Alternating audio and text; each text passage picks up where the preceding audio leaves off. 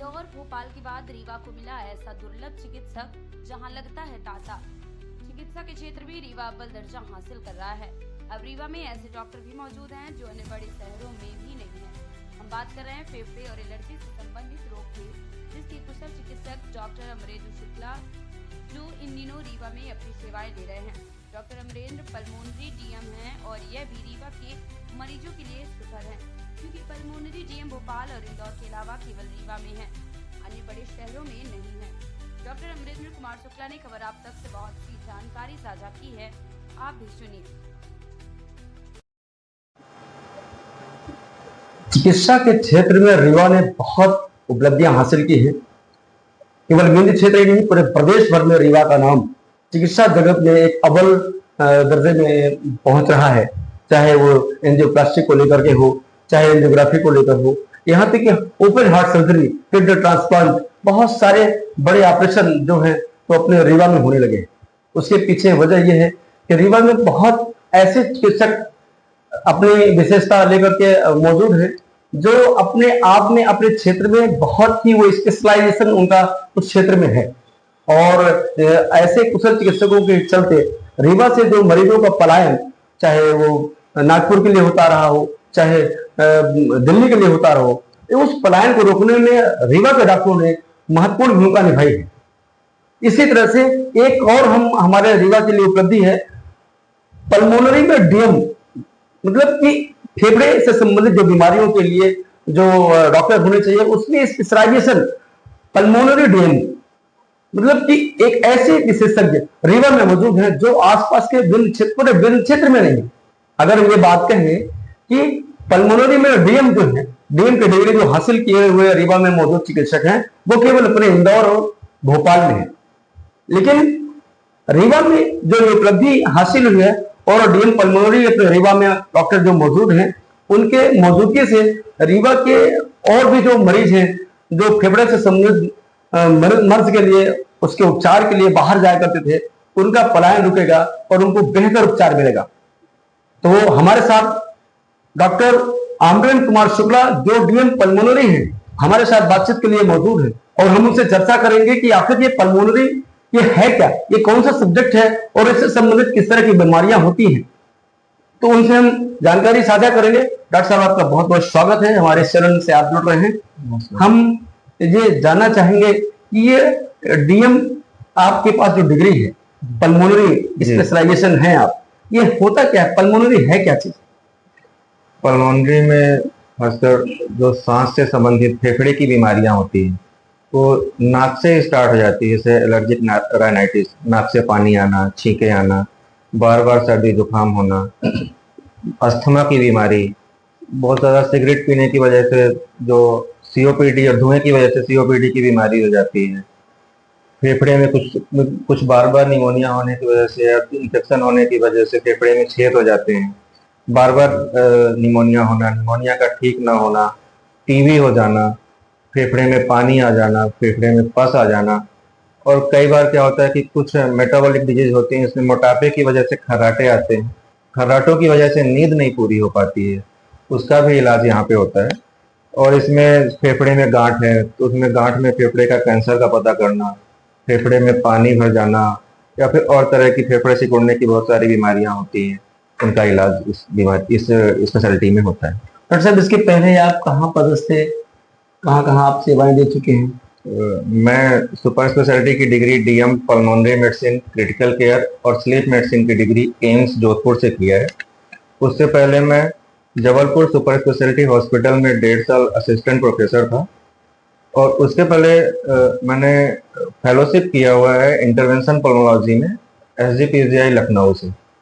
मेरा MD government medical college Amritsar से हुआ था और अंडर ग्रेजुएशन MBBS की degree Gandhi medical college Bhopal से हुई। और मेरा स्कूलिंग यही रीवा का है, मॉडल स्कूल रीवा से। अच्छा, आप रहने वाले रीवा की? मैं प्रॉपर रीवा का रहने वाला हूँ। स्कूल के बाद मैं बाहर गया हूँ उच्च शिक्षा के लिए।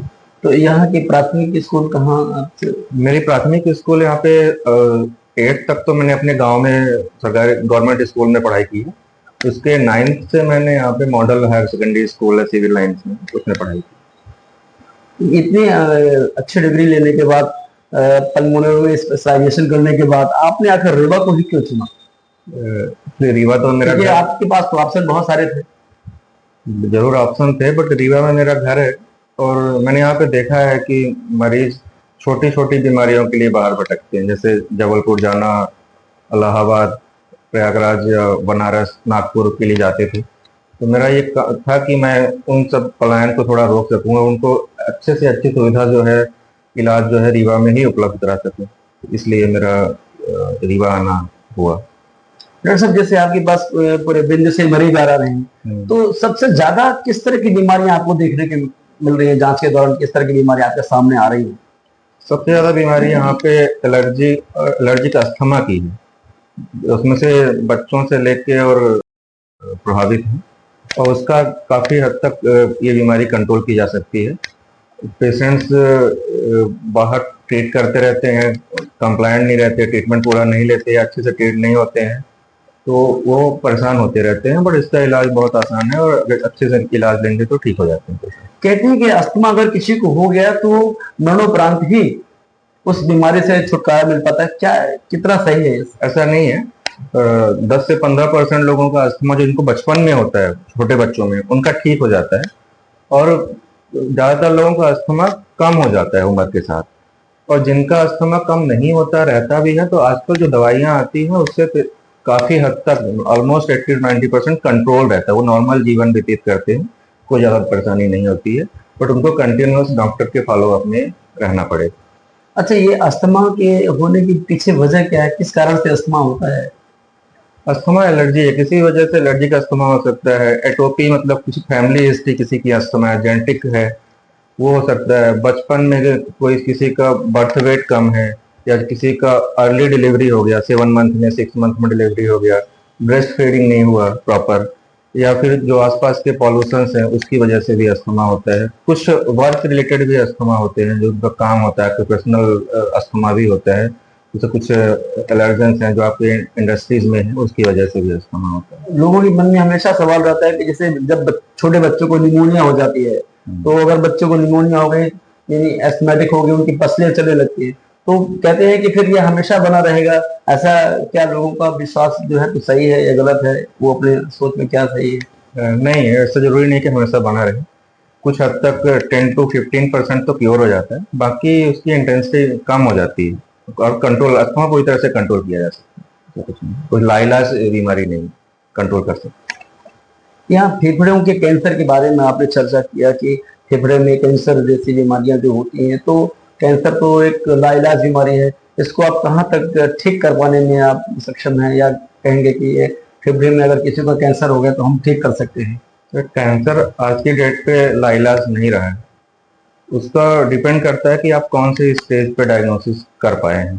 तो जो हमें सबसे पहले तो हाई रिस्क ग्रुप को पहचानना है कि किसको कैंसर हो सकता है। कोई क्रोनिक स्मोकर है, बहुत दिनों से बीड़ी सिगरेट पी रहा है, या फिर किसी की फैमिली हिस्ट्री है कैंसर की, तो ऐसे पेशेंट्स को हम स्क्रीन करके अर्ली डिटेक्ट कर सकते हैं। अगर हम स्टेज 1, 2 या अर्ली 3rd स्टेज में भी डिटेक्ट कर पाते हैं तो सर्जरी के उपचार से कैंसर पूरी तरह से क्योर हो सकता है। स्टेज 4 एडवांस स्टेज में कैंसर क्योर नहीं होता है, फिर भी आजकल बहुत अच्छी दवाइयां आ गई हैं, काफी अच्छा लाइफ रहता है कैंसर के बाद, तो कैंसर में काफी हद तक कंट्रोल किया जा सकता है। विंध्य क्षेत्र के लोगों के लिए आप क्या मैसेज देना चाहते हैं कि ऐसा वो क्या करें कि फेफड़े से संबंधित बीमारियों से उनको छुटकारा मिले या उससे दूर रहें, कैसी सावधानियां बरतें? तो क्या आप मैसेज देना चाहते हैं? हेल्दी लाइफ स्टाइल करें, अपने आप को व्यायाम करें, प्राणायाम, योगा करें, और जिस भी चीज़ से एलर्जी है उससे दूर रहने का प्रयास करें। अगर एलर्जी है तो एलर्जी टेस्टिंग कराएं, उसके लिए भी इम्यूनोथेरेपी होता है। और अगर कोई भी दिक्कत है तो रेगुलर डॉक्टर से चेकअप कराएं और ट्रीटमेंट करें। तो अच्छा, बहुत सारी जानकारी आपने डॉक्टर साहब हमारे दर्शकों को आपने बताई, और इसी तरह से आप जो भी अपडेट मिलती रहे आप हमारे दर्शकों को बताते रहे।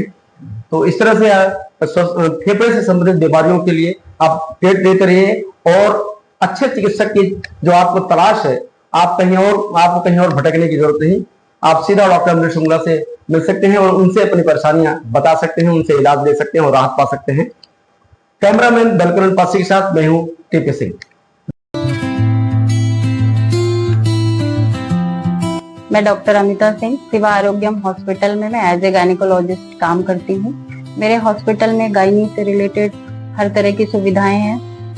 सिजेरियन होता है, हिस्टेक्टमी होती है और ओपीडी केसेस भी बहुत अच्छे से देखे जाते हैं। और भी केयर है ओपीडी की, माइनर ऑपरेशंस भी होते हैं और टाइम टू टाइम जब भी इमरजेंसी होती है 24 आवर अपने हॉस्पिटल में अवेलेबल रहते हैं। एनी टाइम कोई भी पेशेंट अगर फोन पे भी अवेलेबल होता है या व्हाट्सएप पे अवेलेबल होता है तो भी हम उसको पूरी केयर देते हैं। पूरी कोशिश करते हैं कि हमारी तरफ से मरीज को किसी भी प्रकार की समस्या ना हो।